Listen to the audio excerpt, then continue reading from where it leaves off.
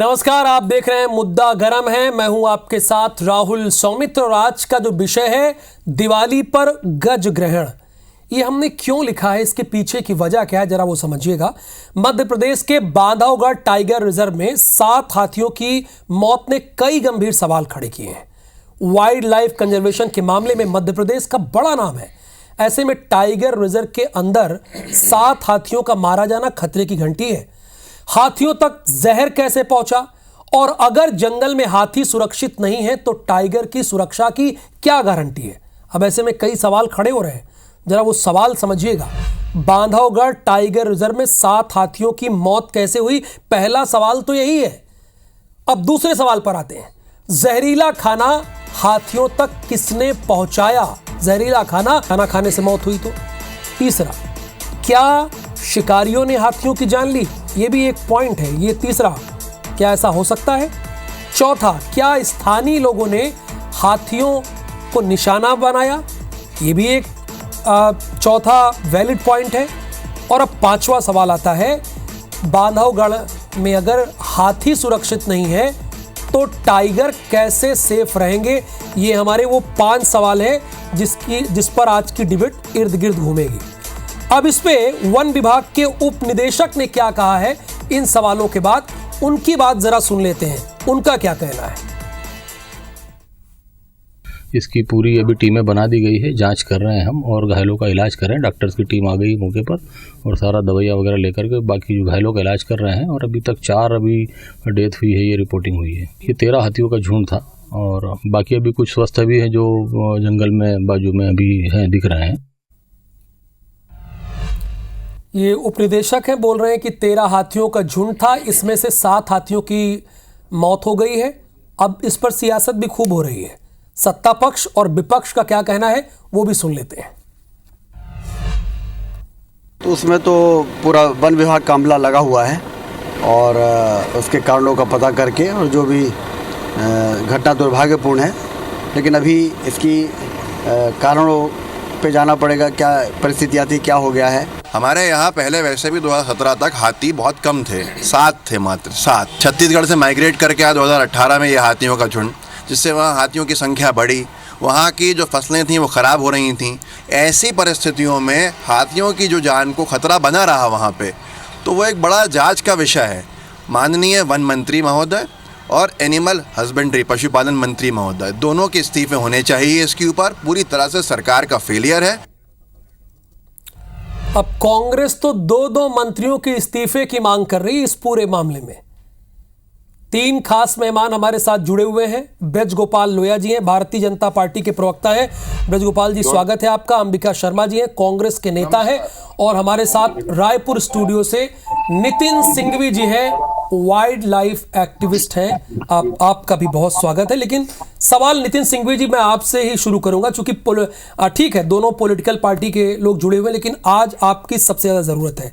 ये 7 हाथियों की मौत हो गई है। सवाल ये उठ रहा है कि उन तक जहरीला पदार्थ पहुंचा कैसे। मैंने बात की फोन पर, जब बात की तो वन विभाग से, तो उन्होंने मुझे ये बताया कि कोदो ज्यादा खा लेने से मौत हो गई। क्या ऐसा संभव है? मैं आपसे जानना चाहता हूं, क्या ऐसा हो सकता है या वो बातों को घुमा रहे हैं? देखिएगा, सबसे पहले तो 8 हाथियों की डेथ अभी तक हो चुकी है। एक क्रिटिकल है, 3 ठीक बताए जा रहे हैं। क्रिटिकल वाला भी जल्दी उसकी डेथ हो जाएगी।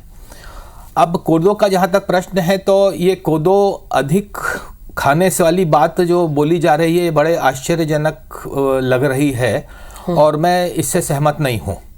वास्तविकता ये है कि वहाँ पर बताया जो जा रहा है कि पेस्टिसाइड छिड़का गया और उससे डेथ हुई, पर पेस्टिसाइड छिड़का गया उससे डेथ हुई, ये भी बात पूर्णतः गलत है, क्योंकि बहुत डाइल्यूटेड उसमें उसको छिड़का जाता है, उससे मौत नहीं होती है। ये पूरी की पूरी बात जहर खुरानी की है। वहाँ पर किसी न किसी तरीके से पॉइजनिंग हाथियों की गई है। वहाँ पर कुछ ऐसे भी बताते हैं कि पोटली में भी बांध देते हैं, जिसको हाथी एकदम से पेस्टिसाइड को ले लेता है, खा जाता है।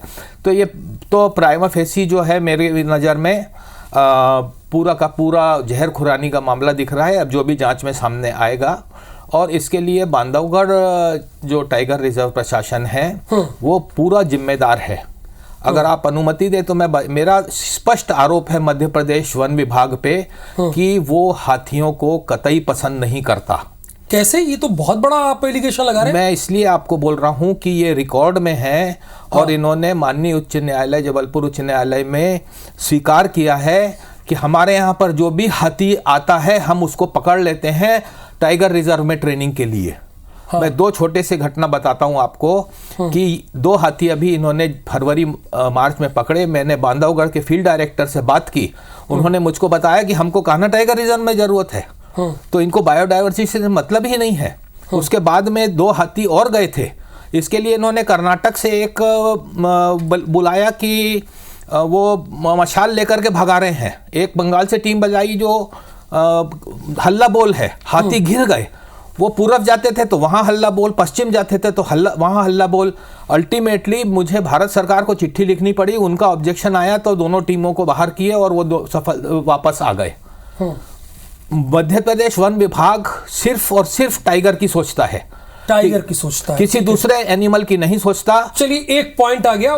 वाइल्ड लाइफ एक्टिविस्ट हैं, बड़े सीनियर हैं, इनका कहना है कि मध्य प्रदेश वन विभाग जो है वो सिर्फ टाइगर के बारे में सोचता है, हाथियों के बारे में नहीं सोचता है। अंबिका शर्मा जी, आप तो हर बात पे इस्तीफे की बात आ जाते हैं। आप कह रहे हैं कि 2 मंत्रियों के इस्तीफे हो जाने चाहिए। मैं ये जानना चाह रहा हूं कि इसके पीछे वजह क्या है, आप क्यों इस्तीफे मांग रहे हैं?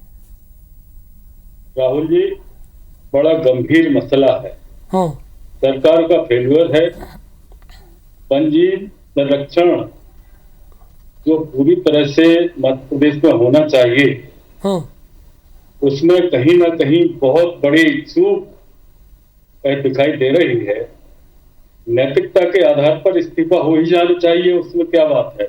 अच्छा, आपको पता होगा कि जिस प्रकार से भारत के प्रधानमंत्री ने, भारत सरकार ने, मध्य प्रदेश सरकार ने वन जीवों को लेकर अपना खजाना खोल दिया था। अभी हाल ही में जो अफ्रीका से चीता मंगाए थे, टाइगर मंगाए थे, उन पर करोड़ों अरबों रुपए खर्च सरकार ने किए। दूसरी तरफ हमारे प्रदेश में बांधवगढ़ में 10 हाथी, अभी 7 हाथी मरने की खबर है कि 7 हाथी मर गए, शायद 10 मर गए हों। माने 3 हाथी और मरने की कगार पर हैं, उनके बचने की संभावना नहीं है। एक कितना बड़ा फेल्यूर है। वाइल्ड लाइफ केवल और केवल चीता या शेर को संरक्षित करने से ही हो जाएगा क्या? हाथियों की उपेक्षा करने से और अन्य प्रजाति के जानवरों की उपेक्षा करने से वाइल्ड लाइफ का सपना पूरा होता नहीं है, इकोसिस्टम पूरा होता नहीं है। इनको अच्छी तरह समझ लेना चाहिए। लेकिन ये लोग पूरी तरह से वन माफिया को और जो भी प्रदेश में असामाजिक तत्व हैं उनको पूरा संरक्षण प्रदान कर रहे हैं। उसी की वजह से इस प्रकार की दुर्घटनाएं घटित होती हैं। ठीक है, आपने एक पॉइंट आगे बढ़ के बोला है कि वन माफिया को संरक्षण देने का काम किया जा रहा है, और दूसरी बात आपने कहा है कि टाइगर और शेरों को ही सुरक्षित रखने से क्या वाइल्ड लाइफ हो जाता है क्या? ये आपने सवाल उठाया। ब्रिज गोपाल लोया जी, अभी की स्थिति क्या है? पहले आरोप प्रत्यारोप तो बाद में बात करेंगे। अभी की स्थिति क्या है? चूंकि मेरी जानकारी 7 है, जो हमारे साथ वाइल्ड लाइफ एक्टिविस्ट बैठे हैं वो 8 की बात कर रहे हैं, और अंबिका शर्मा जी कह रहे हैं कि हो सकता है कि ये आंकड़ा 10 तक पहुंच जाए। देखिए राहुल जी, अभी तक जो घोषित रूप से है वो 7 है, परंतु जो हमारे साथ सिंघवी जी है उन्होंने उसकी संख्या को एक ज्यादा बताया। निश्चित उनके अपने सोर्सेस हैं, वो उसके लिए काम करते हैं। एक बात को हमारे कांग्रेस के मित्र जो आरोप लगाते हैं या जो आवाज उठाते हैं उसमें थोड़ा विचार नहीं करते। सिंघवी जी मेरी बात का शायद समर्थन करेंगे। बांधवगढ़ नेशनल पार्क में कोई भी हाथी नहीं था अभी कुछ साल पहले तक। ये आए कहां से? ये आए छत्तीसगढ़ से। छत्तीसगढ़ से उन्हें पलायन करके क्यों आना पड़ा? और ये देखिए, आप पिछले वर्ष तक कांग्रेस की सरकार थी वहां। मैं फिर से कहता हूं कि कहीं राजनीति में करने के चक्कर में हम ये भूल नहीं जाना चाहिए कि वहां जो 55 से 60 आज हाथियों की संख्या है वो पिछले कुछ समय की है। और जो सिंघवी जी ने कहा है उनमें बहुत सारी बातों से इत्तेफाक हो सकता है, मगर एक सत्य है कि अभी ये रिपोर्ट आई है, हम बहुत तरह के कयास लगा सकते हैं। कोई कह सकता है पौधों से हुआ, कोई कहता है कि कीटनाशक से हुआ, कोई कह सकता है कि करंट से हुआ, और कोई ये जो नितिन सिंघवी जी कह रहे हैं कि ये जहर खुरानी का मामला भी हो सकता है। परंतु जब इसकी जांच हो रही है, पोस्टमार्टम हुआ है, पोस्टमार्टम के बाद जांच की रिपोर्ट आएगी और इसके जो एक्सपर्ट हैं वो जांच करेंगे और उसके बाद हम किसी नतीजे पर पहुंचेंगे। किसी भी वन्य जीव की मृत्यु दुर्भाग्यपूर्ण है, परंतु जो बात कांग्रेस के हमारे मित्र कहते हैं उसमें दोनों बातों का आपस में खंडन कर देते हैं कि वन्य जीवों के लिए करोड़ों खर्च कर रहे हैं, खजाना खोल दिया है, और फिर कहने लगते हैं कि वहां ऐसी स्थितियां निर्मित हुई है। तो मेरा बड़ा विनम्र आग्रह है कि इंसानों पर राजनीति करते करते अब आप कम से कम ये वन्य जीवों पर कृपा करें, उन्हें फलने फूलने दे। इस मध्य प्रदेश में उनकी संख्या बढ़ने दें। चीता पर भी आपने इसी तरह की राजनीति की थी और आज चीता की संख्या दक्षिण अफ्रीका कहता है कि भारत में जिस तेजी से बढ़ी कहीं नहीं बढ़ पाई। तो थोड़ा सा इंतजार करिए, विशेषज्ञ को उसमें शामिल रहने दीजिए और कृपया राजनीति को इससे दूर रखिएगा। और ये निश्चित है कि इसकी जिम्मेवारी तय होगी कि वास्तव में वहां घटना क्या हुई है और उनके दोषी कौन लोग। चलिए, कम से कम ये कमिटमेंट यहां पर हो रहा है और ये होना भी चाहिए कि जो जिम्मेदार हैं नितिन सिंघवी जी, चूंकि वो कह रहे हैं कि देखिए हमारे बांधवगढ़ में तो था ही नहीं, हाथी थे ही नहीं, ये पलायन होकर यहां पर आए हैं। संक्षेप में सर, चूंकि समय कम है, चूंकि देखिएगा मैं दो बात बोलने की अनुमति चाहूंगा आपसे। बिल्कुल, हाँ। सबसे पहले बात तो मध्य प्रदेश को इस बात के लिए और तैयार हो जाना चाहिए। देखिए, ये राजनीति से हट करके बात कर रहा हूं, ठीक है, कि वहां पर और बहुत हाथी जाएंगे। इसका कारण ये है कि wild life institute of India ने हमारे यहाँ पर हसदेव अरण्य कोल्डफील्ड के लिए कहा है कि यहाँ पर अगर माइनिंग की जाती है तो हाथी समस्या इतनी बढ़ेगी कि संभाले नहीं संभलेगी। तो उनको तैयार रहना जाएंगे तो वो वहां पर मध्य प्रदेश में जाएंगे, क्योंकि उनका जो संजय दुबरी है, बांधवगढ़ है, ये माइनिंग वाला पोर्शन नहीं है, उनके लिए सेफ हेवन रहेगा। एक पॉइंट की अभी और संख्या बढ़ेगी। दूसरा पॉइंट मेरा ये कह रहा है कि मैंने जैसा आरोप लगाया कि वन विभाग मध्य प्रदेश का खाली टाइगर के लिए सोचता है और हाथियों के लिए इनकी सीखने तक की इच्छा नहीं है।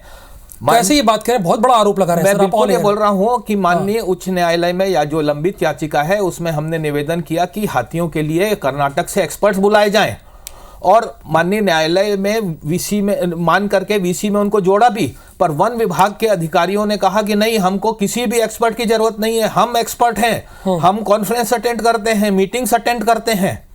तो ये वो है। मैंने वहां के एक डीएफओ को सजेस्ट किया कि छत्तीसगढ़ में कुछ बहुत अच्छे यहाँ पर वाइल्ड लाइफ लवर्स हैं, जानकार हैं, जो कि ग्रामीणों को बताते हैं कि हमको कैसे एग्जिस्ट करना है, पर नहीं बुलाए उनको। ठीक है, आपका जो सुझाव है वो ब्रजगोपाल लोहिया तक जी पहुंच गया और मध्य प्रदेश सरकार तक भी पहुंच गया। चूंकि समय का बहुत अभाव है, इसीलिए आप तीनों का बहुत बहुत धन्यवाद। नितिन सिंघवी जी, अंबिका जी, आपका ही बहुत धन्यवाद। समय के अभाव की वजह से आपसे ज्यादा बात नहीं कर पाए। ब्रजगोपाल लोहिया जी, आपका भी। देखिए, सिर्फ टाइगर और शेर पर ही नहीं, सभी पर ध्यान देना चाहिए। जब आप उसे पूछते हैं और वो हम उसे मानते हैं तो जाहिर सी बात है ध्यान उसका भी देना चाहिए। वाइल्ड लाइफ का मतलब सिर्फ यही नहीं हुआ कि टाइगर या शेर, उसमें सभी जानवर आते हैं। बहुत धन्यवाद, नमस्कार।